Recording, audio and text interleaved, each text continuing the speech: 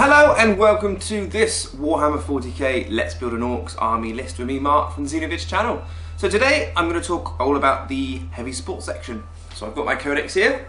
As you've probably been looking at the series, and if you haven't, please check it out. I've been building up an Orcs army. I've currently got a good amount of models now, almost an amount where we can start featuring them in battle reports, which is great. So we've been going through the codex now, taking each section, talking about what I think's good, any tactics I can give to them, and what I think's not so good. And then I'm asking you guys out there to comment below on what you think about each of the units. So let's begin. Mech guns are 18 points. These are essentially crazy constructions with basically Gretchen shooting them. It's weapon skill 2, ballistic skill 3, strength 2, toughness 2 of the Gretchen. The actual mech gun is toughness 7. The Gretchen has 1 wound, the mech gun has 2 wounds, the Gretchen has initiative 2, 1 attack, leadership 5, and the mech gun is a free up save. So you kind of mix and match that depending on if you're being shot at. It's an artillery piece, and you get 1 mech gun and 2 Gretchen, which stand for the 2 wounds that the mech gun has. They have a close combat weapon, the Gretchen, and the mech gun is a cannon. The cannon is a frag 36 inch is strength 4, AP 5, heavy 1 blast, or a shell 36 inch, strength 8, AP 3, heavy 1. May include 4 additional mech guns, including 2 Gretchens apiece at 18 points a model. Each mech gun can include up to 2 additional Gretchen. Each mech gun can include 1 ammo runt, and any mech gun can replace its cannon with the following: a lobber for free, a zap gun for 5 points, a bubble chucker for 12 points, a custom mega cannon for 12 points, smasher gun for 12 points, tracked cannon for 12 points. We'll have a look at all of those. So a lobber, 48 inch, strength 5, AP 5, heavy 1, barrage blast. So essentially a mortar kind of weapon that would be excellent if you know you're going against horde armies.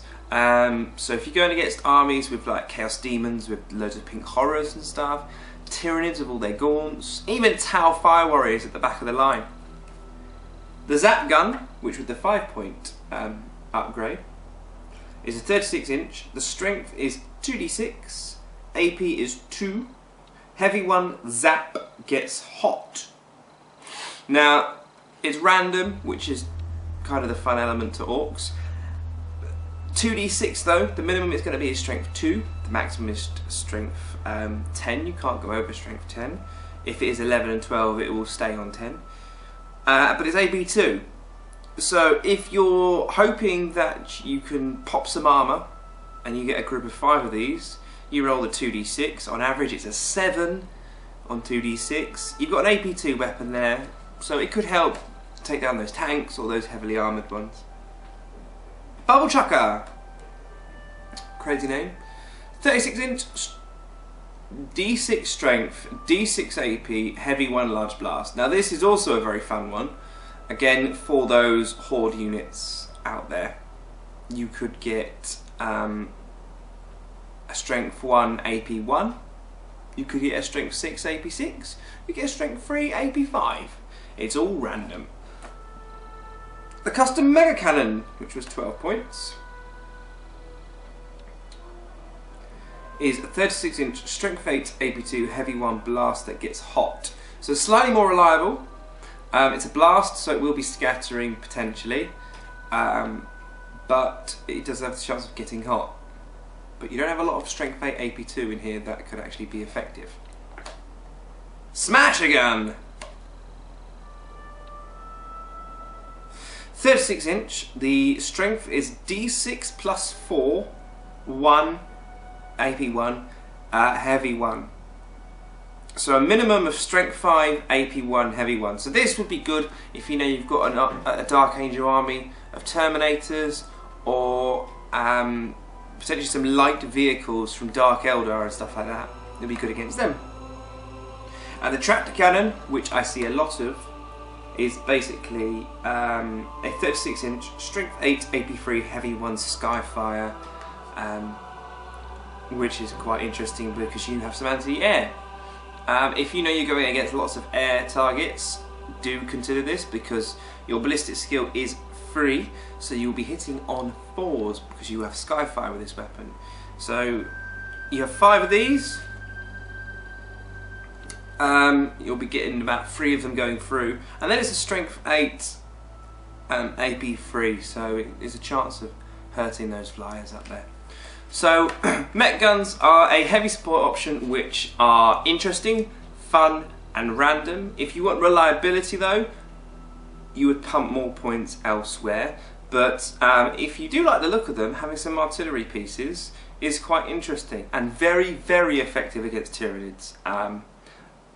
As you'll see on one of our battle reports that we did about a year ago, I played an Orc army with my Tyranids and he had 3 of these artillery pieces, and it was not very nice taking off about 12 to 15 gaunts after each shot with that. And then the rest of his Orcs kind of mopped up everything. The Battle Wagon, 110 points, ballistic skill 2, front is 14, 12 on the side, 10 at the rear, and 4 hull points.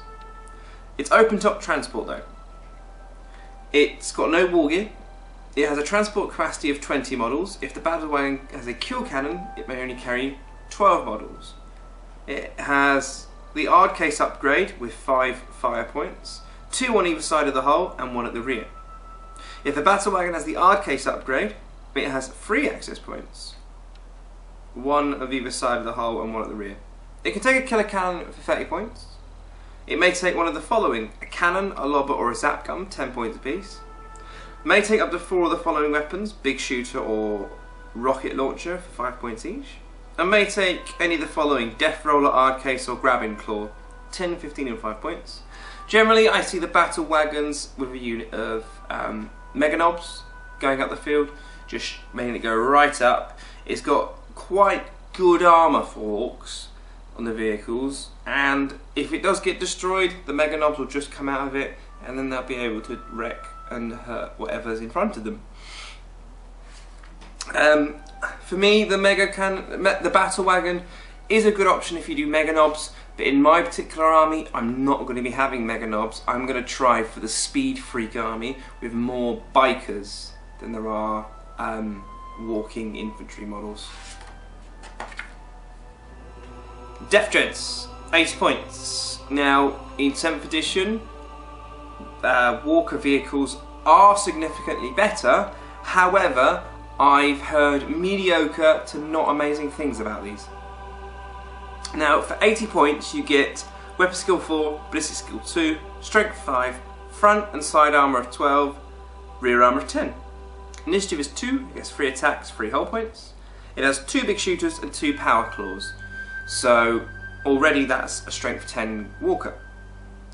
May replace any of its big shooters with one of the following: a rocket launcher for 3, a custom mega blaster for 5 points, a scorcher for 5 points, a power claw for 10 points. Rocket launchers are quite a good idea. Having rocket launchers throughout the army, if you've got 6 rocket launchers in your army, you're needing 5s to hit most of the time. One of them goes through, there's another chance of hurting or crippling a vehicle. You may take the following: a grot rigger or extra armour. I was kind of hoping you could get these in a unit, like a Carnifex unit, but you can't. It's just the one model. They are a similar-ish price to a Space Marine Dreadnought. These guys are strength 10 in close combat. Their weapon skill is good. They're not great in shooting again. The problem is, compared to the Space Marines, it's getting the Death Dread from your side of the field to your opponent's side of the field. Space Marines have drop pods. The Death Dread doesn't. So you have to walk it up the field, and unfortunately there's going to be ways to take down a Death Dread, and I've seen a lot of ways that it's been taken down, and if you get a penetrating hit against it and you get immobilised, then that Death Dread that you pump points into becomes useless. If there was a way to get the Death Dread up close and up close and personal quickly, then you'd see them more on the battlefield. I love the model though, and I'd hope that in smaller games, maybe the 1,000-point game or 1,250-point game, these guys are a little bit more effective because your opponent will be less inclined to take vehicle killing things. Next is the Kelekans at 50 points. These are the smaller, like, baby brother version of the Death Dreads. You get weapon skill 2, ballistic skill 3, strength 5, front and side armour is 11, rear is 10, initiative is 2, it's 2 attacks and 2 hull points. It's alright. There's a big shooter and a can claw. Cowardly Grots. If a unit of Kelekans suffers 25% more casualties during any one phase, the unit must roll a d6 at the end of that phase. Add +1 to the dice roll if there are 3 or more Kelekans in the unit. Add a further +1 if there are 1 or more Death Dreads within 6 of the unit. On a result of a 3+, the test is pass. On a 1 or a 2, it is failed, and every model in that unit suffers a crew shaking result. Note that no models lose hull points due to it. May include up to 5 Kelekans at 50 points a model. Any Kelekan can replace their big shooter with one of the following: Rocket Launcher, Grotzuka, Custom Mega Blaster, or Scorchers for 3 or 5 points. Any Kelekans can take the following: a Grot Rigger for 5 points or extra armor for 10 points. So this, with that rule, is basically designed for you to go out and buy a unit of, well, 5 or 6 of them, get a couple of Death Dreads in them, and then you'll have, if you don't upgrade them, you'll have 250, 300. That'll only be 500 points if you had a unit of Kelekans and 2 Death Dreads near them, which would be quite interesting for narrative purposes, but again, with the armour so low, they're not going to be hard to take down. The Kelekans and the Death Dreads, like I said, are a bit slow. It's all a tiny bit slow. If they'd had a rule where they can +3 or something to the run move of the vehicle or something like that, just to get that extra manoeuvrability, but they don't. So I don't ever really see Kelekans and Death Dreads used unless it's a fun, non-competitive kind of battle report. The next one is one of the big units, well, the new units that came out, the Gorkanaut or Morkanaut unit. So we'll compare and contrast them. Again, these guys have a similar problem with manoeuvrability. They don't go very fast. Compared to like the Imperial Knights, the Dread Knights, the Eldar Wraith Knights even, flying monstrous creatures, there's lots of things that can move up to 12 inches or further. These guys don't move more than 6, I don't think. The Gorkanaut is weapon skill 4, ballistic skill 2, strength 8, front side armour of 13, rear of 12, initiative 2, 4 attacks, 5 hull points though, and that's 245 points for this one.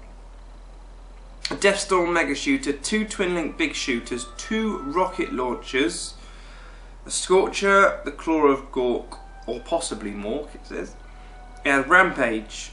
Transport capacity, you can put 6 models in it.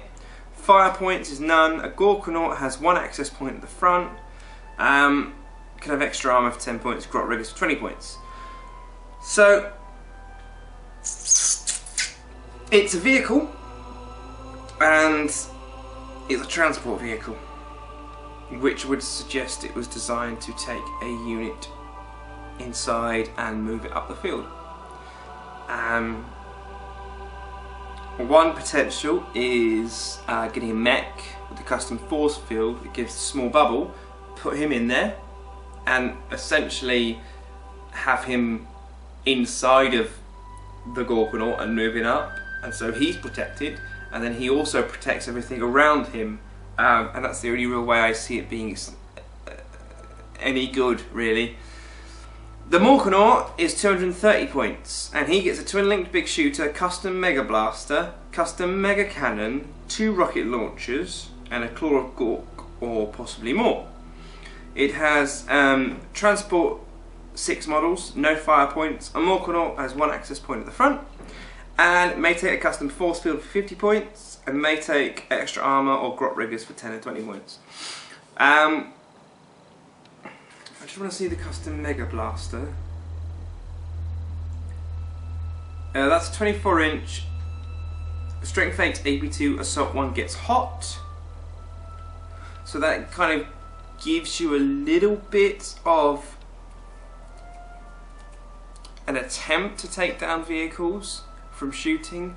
But again, it's a 230, if you got both of these, 230 points for the Morkanaut, you give it the custom force field for 50 points, which is 280. The Gorkanaut is 245 points, which would mean a grand total of 525 points, if my maths are correct. I could see them working well with the Death Dread and Killer Cans, like I said previously, because then you would have 1,000, these being 500 points, the Death Dread and Killer Cans being around about 500 points for those units, and having a mech inside the Gorkanaut, so you have the Morkanaut with the force field, the Gorkanaut with the force field, giving a small bubble of, I think it's a 5-up save, that you get them, and you can all move up as this vehicle horde, which in a narrative purpose is great. In a battle, I'm not too sure it'll work out too amazingly, but if you had a unit of looters, or a couple of unit of looters, supporting firepower with these guys, with artillery places, this could essentially be a different type of Death Star, which wouldn't be manoeuvrable, but it would be an armoured Death Star, which you don't really get to see a lot, hugely in the game. Death Stars are usually not like this. And there is potential for that to be a little mini Death Star, with relying on custom force fields and having little units to support them, like the looters supporting from behind or the artillery pieces supporting from behind. You could just have a whole fun with the heavy support section alone, rather than having millions and millions of Orc boys to do. Speaking of looters, they're next. Looters are 70 points. They are weapon skill 4, ballistic skill 2, strength 3, toughness 4, 1 wound, initiative 2, 2 attacks, leadership 7, and a 6-up save. You can get 5 looters for that. They have a death gun, which I'll talk about quickly. The death gun is a 48-inch range weapon, strength 7, AP 4, and the most important thing is it's heavy D3. So every time you shoot it, you roll a D3, and if you've got a unit of 5, you could have 5 shots, you could have 15 shots, and it's strength 4, which even if you're going up against normal vehicles, and what I mean by that, you're not Ian using Land Raiders all the time, or monoliths, but you're going against all the way up to armor 13, so there's Necrons or stuff like that, the front of some Walkers, even the front of Imperial Knights, which I've been using a lot recently in battle reports. These guys have a chance to glance them. Heck, against Dark Elder you've got a chance to really decimate vehicles every single turn. You can include up to 10 models of 10 additional looters, making it a unit of 15. And they are 14 points a model. Up to 3 models may be upgraded to mechs, replacing their death gun with mech tools. Don't really bother with that. So just what I see these guys as is, you put them in cover, you shoot. They've got a long range weapon, strength 7, designed to just harass your opponent, which can be used in any army construction of the Orcs. The one I just said, have all those vehicles moving up. These guys can be bombarding your opponent. You have the army that I'm doing style, full of bikes and stuff like that. These guys bombarding enemy units, a unit of Devastators, or if there's a Predator, or a Hammerhead with large blasts, or single shots which are focus fire and dangerous. Fire the looters, I can glance you, if I do get a pen, even if I make you crew stunned, making your opponent snap shoot, reduces the effectiveness of their shooting phase for the next turn, and you're 6 inches, 12 inches, that much closer to your opponent, ready to smash them with your Ork boys. Looters are great. They've always been great. Flash Gits, 110 points. These guys look kind of like pirates. The same weapon skill and ballistic skill as normal. So weapon skill 4, ballistic skill 2, strength and toughness of 4. 2 wounds, initiative 3, 3 attacks, leadership 7, 6 up save. They have a snaz gun. Now a snaz gun is 24-inch range, strength 5. The AP is D6 and it's assault free. So you have a huge chance of doing really well. Myself, I'm great at rolling 1s and 2s. So for me, these guys would be absolutely brilliant. You've essentially got a unit of 5. You can include an additional unit, an additional 5 more for 22 points a model. If you had a unit of 10, that would be 30 shots at strength 5, D6. So these guys are designed to take down troops. Rhinos, Dark Eldar vehicles, other Ork vehicles, and they'll do it well. The only problem is they are quite expensive, but they can take a truck or a battle wagon or dedicated transport. I've just never seen the flash kits really used again on the battlefield, but looters I do see a lot of.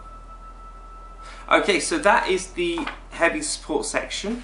I tried to give my thoughts. Having a Morkanaut and Gorkanaut army with your Death Dreads and stuff could be quite interesting in a 1200 point game. Battle wagons, generally good for Mega Knobs. Mech guns are good for fun, or if you are against Tyrannid hordes, they're brilliant against. Flash Gits and Looters are great at supporting your opponent. Looters are slightly cheaper, and I think better value for your money, really, and points wise. So that's the heavy support section in the Orks Codex. Thank you very much for watching. Please comment, share, like and subscribe, and I will see you on the next video.